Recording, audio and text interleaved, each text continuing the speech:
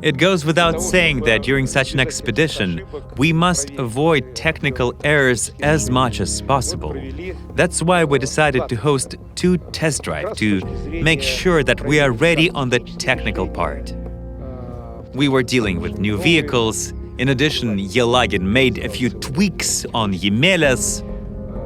We needed to check the crew, check that we can actually work together.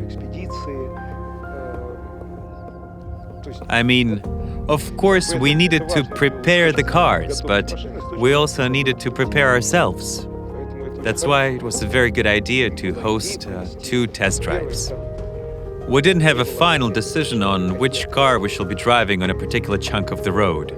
So we had both Yemelas and Arctic trucks driving side by side. We needed to understand what are the advantages of disadvantages of either and make a final decision. We're at the Buffalo Air hangar. All the gears just arrived in trucks. See Yellowknife, doors are opening, we're making room. And around the airplanes, we'll prepare the Emelias, we'll prepare the Arctic trucks, and then we'll get ready to load up and go.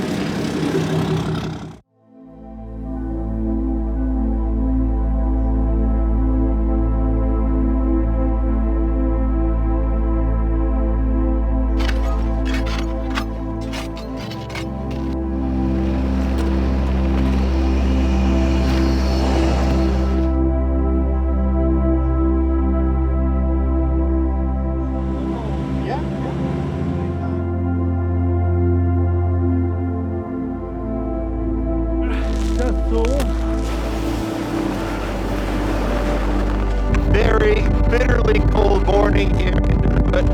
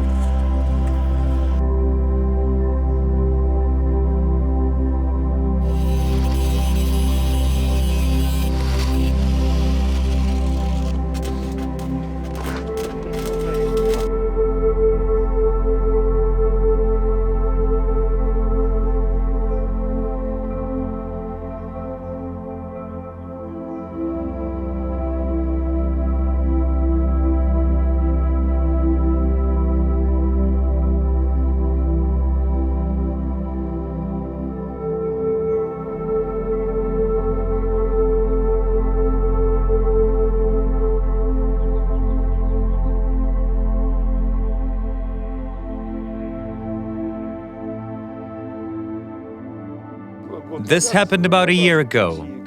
When we were driving back, one of the Arctic trucks broke through the ice and fell under the water. Fortunately, there were no casualties and no one was hurt. Well, I'd hardly call this story a blessing in disguise, but we had a chance to test our emergency procedures.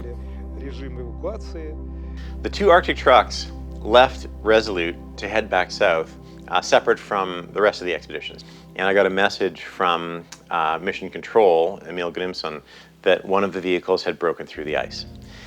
And that led to a lot of changes. First thing is I woke up Vasily Login, another main team member, and we started to strategize about what to do from our end in Resolute Bay. How quickly could we get vehicles to them to support what's necessary? At the same time, the guys who'd had the problem on the ice were communicating by satellite to Mission Control and Emil about their situation.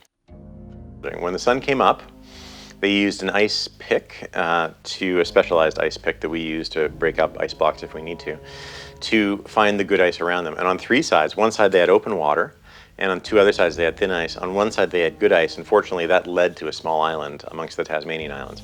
So they worked the truck over there and got it up on the surface, prepared a landing area for the helicopter, and were extracted later in the morning.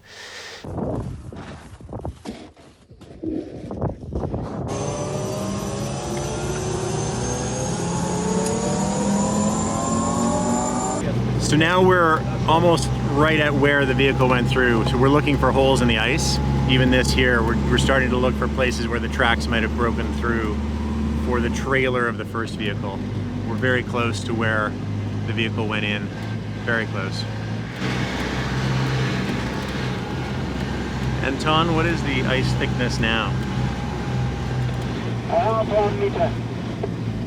A half? Here. 1 meter. Okay. That's it. That's light water. That's where it went. Where is the water? That's where it went. See the shade? Lighter? Right there, right in front of us. That's it.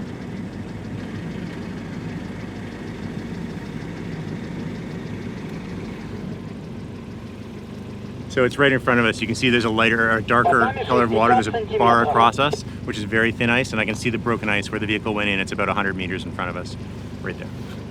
Ice thickness 2 feet. Oh yeah, there it is right there. Yeah. Yeah, so this is very thin ice. It's not surprising they went through, and it's not surprising maybe they didn't see it, because if the light wasn't good, it's just a lighter color. And right here, right there is where the truck went in. What had happened, now we know, the lead vehicle, which was actually the heavier vehicle, was a bit ahead and probably cracked the ice very slightly. And the second vehicle came along to the same area, broke through. The guys were able to step out of the vehicle very quickly. They were very quick thinking. They're all experienced guides and experienced expeditioners. And in fact, on board was our local guide who knew a lot about the ice and had very quick reflexes. So he and one of the Icelandic guys stepped out of the vehicle. And Torfi, the Icelandic guy, who's actually very light and very agile, had the presence of mind to jump onto the back of the vehicle and start throwing bags off of it so they'd have more supplies for the night, literally as the vehicle was going down. They estimate they had between 45 seconds and a minute as the vehicle went down. You can see it here. The ice is more wet. If we walk just a little bit over there, you'll see that it's drier there. You can see the opening, the trace over there, just there. And if you fly the drone, I think you'd be able to very easily identify the area.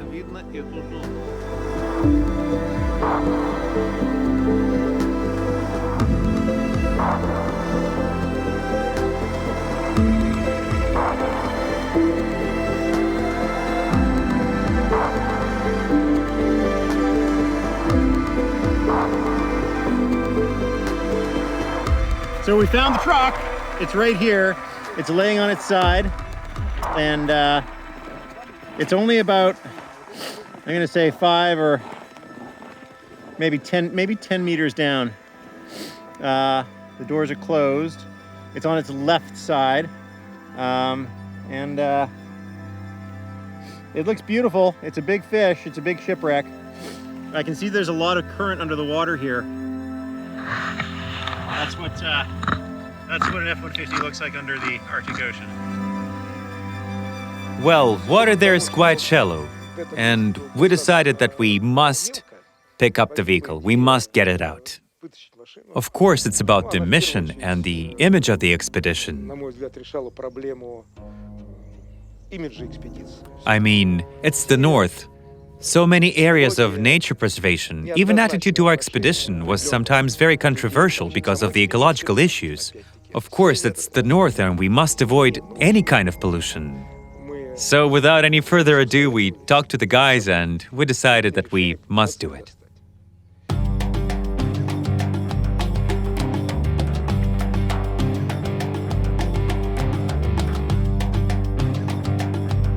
So in the spirit of Transglobal, and showing responsibility and to environment and others, we evaluated very quickly, can we go and get the car back up?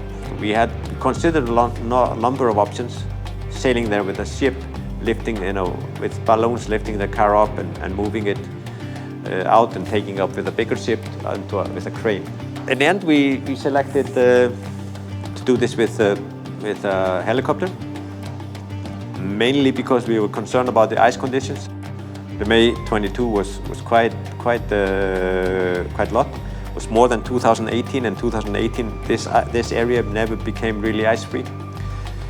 So we opted on doing a helicopter, which had to come many thousands of kilometers away to go there and send people on the island, leaving them there and doing an operation, lifting operation, and it was a very good teamwork, and it went so well.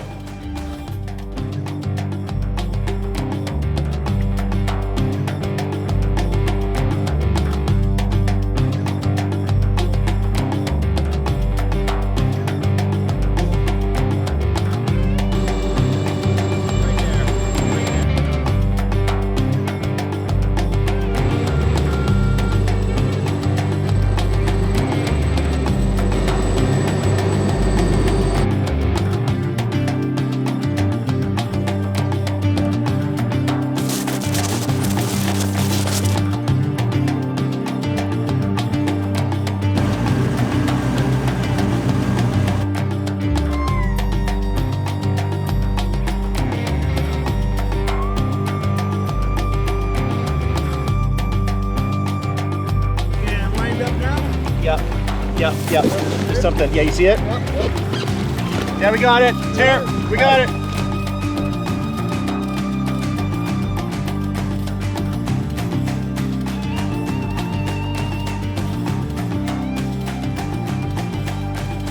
First of all, we lifted it to the surface of the water with special kind of inflatable balloons.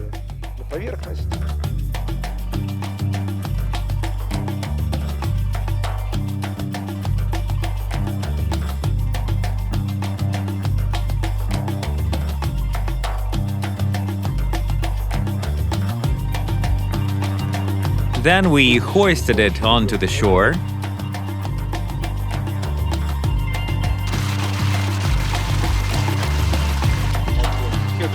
Let's get it further up. It's bad. Nothing.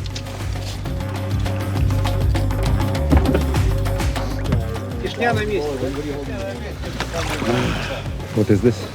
My water bottle with the cover that I made. With what? Some biscuit.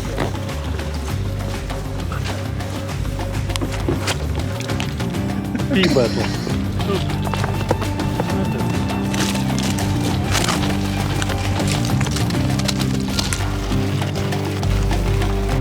We cleaned it, we pulled out of it everything that we could, and that was a lot, by the way.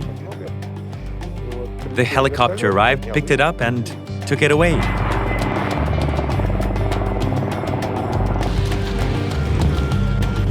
Yeah, they're here. Am I glad to see them now?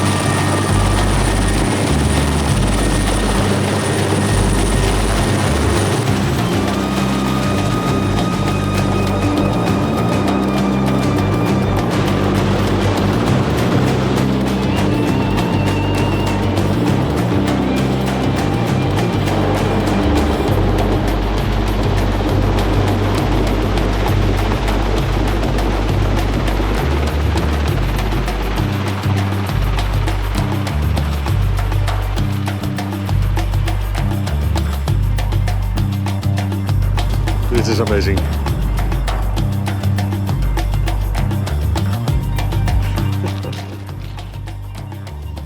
Having made 54 pages report with plan B and C and plan A1 and 2, and if the weather was like this, if this would, what would we do?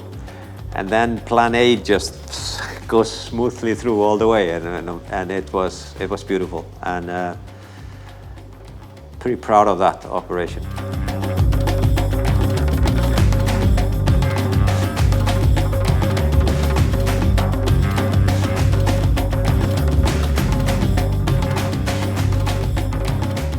It's the deep north, and arranging all of this in the middle of the snow desert, it's not as easy as it seems and requires a lot of effort.